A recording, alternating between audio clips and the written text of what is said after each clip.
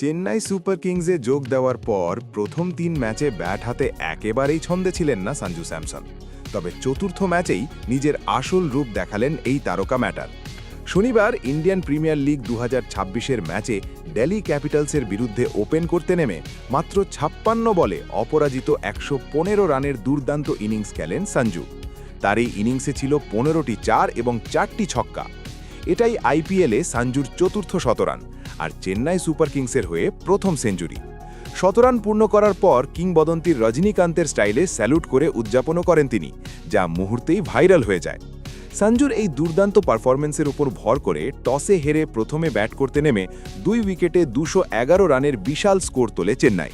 তাকে ভালো সাপোর্ট দেন তরুণ আয়ুষ মাহেত্রে, যিনি ৩৬ বলে ৫৯ রান করেন। এছাড়াও শিবম দুবে ১০ বলে ২০ রানে অপরাজিত থাকেন।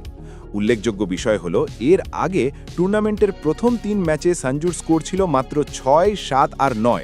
তবে চিপকের মাটিতে তিনি একেবারে আগুন ঝরালেন। সম্প্রতি ২০২৬ আইসিসি মেন্স টি-20 ওয়ার্ল্ড কাপেও দুর্দান্ত ফর্মে ছিলেন সঞ্জু, যেখানে টানা ৩ ম্যাচে অর্ধশতরান করে ভারতকে চ্যাম্পিয়ন করতে গুরুত্বপূর্ণ ভূমিকা নিয়েছিলেন। অন্যদিকে চোটের কারণে এখনও পর্যন্ত আইপিএলে মাঠে নামতে পারেননি এমএস ধোনি। প্রথম ৩ ম্যাচে তার অভাব কিছুটা বোঝা গেলেও এই ম্যাচে সঞ্জুর পারফরম্যান্স সেই অভাব অনেকটাই পূরণ করে দেয়। এখন দেখার ধোনি দলে ফিরলে টিম কম্বিনেশন কিভাবে সাজায় চেন্নাই ম্যানেজমেন্ট।